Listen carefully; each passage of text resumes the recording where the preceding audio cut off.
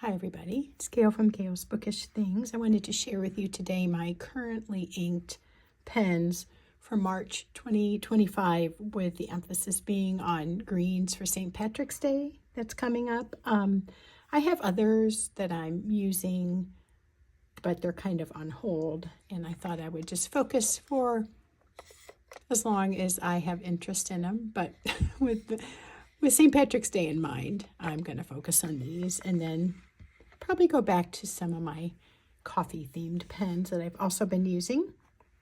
This ink here is actually not in a pen, but in case you like that color, this is the Edelstein Ink Collection Olivine by Pelican.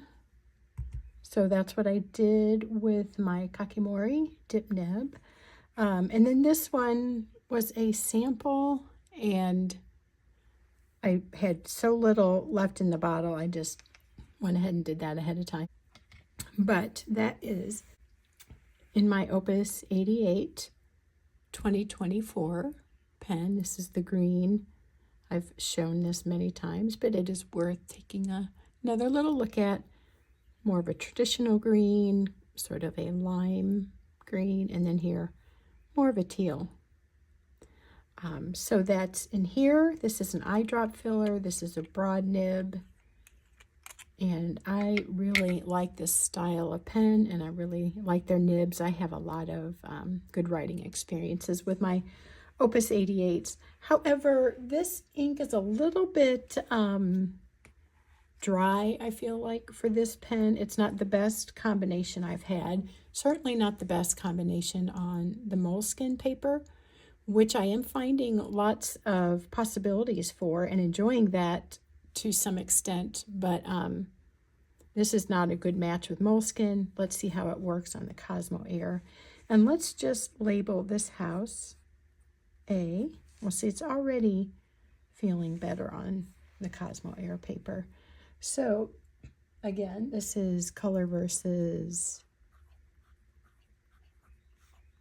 Walk the Dog.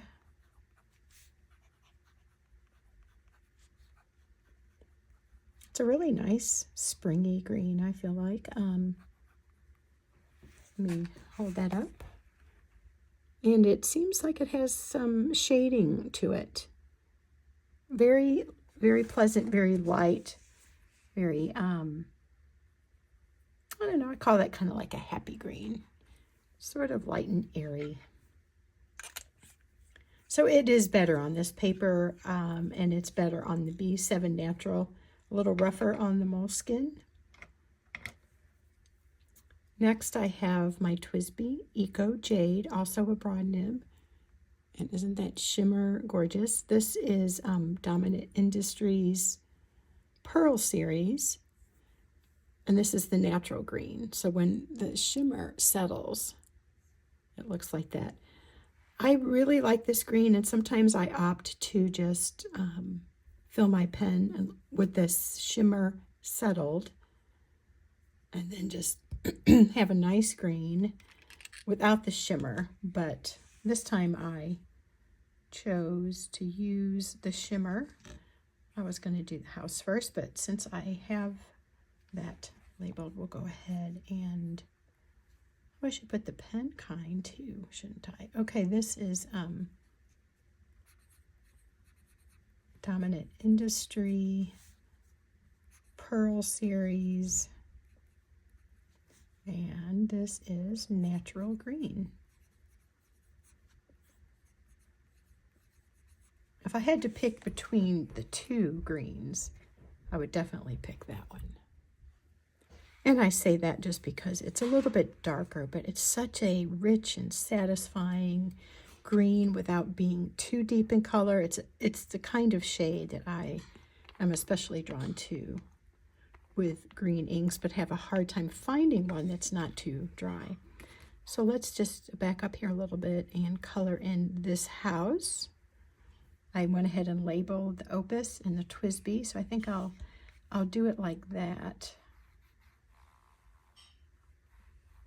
And I am thinking I want to get one of those glass dauber things, I don't know what you call them, or find a glass drink stir that I've seen some people using to swab or swatch their inks so there's not so much absorbed into the Q-tip.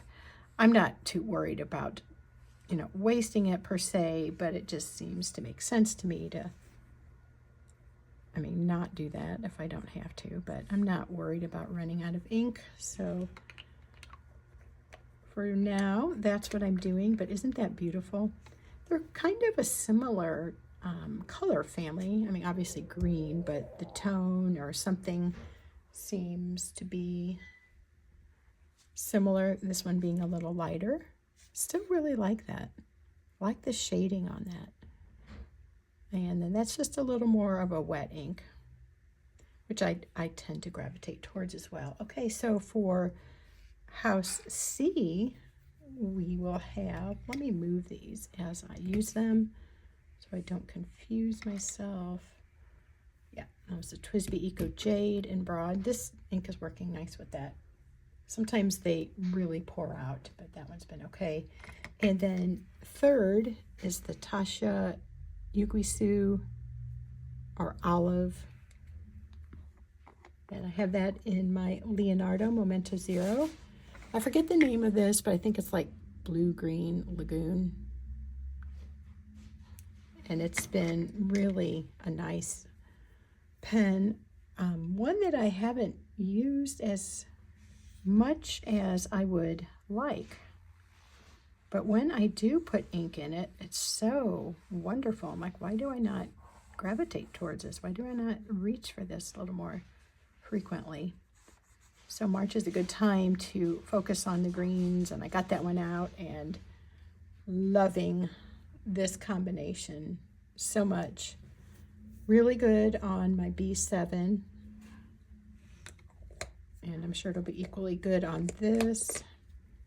And I haven't experimented too much yet because I've just kind of started this, but using this on the moleskin. I am kind of keeping track of papers and ink, not papers, ink and pen combinations that are working for the moleskin paper. And I want to share a video with that in the not too distant future in the hopes that that'll be helpful to you if you've bought them when they were on sale or have some and you're not loving it with the inks, the pen and ink on that paper. Maybe some of the ones I've tried will be a good combination for you too.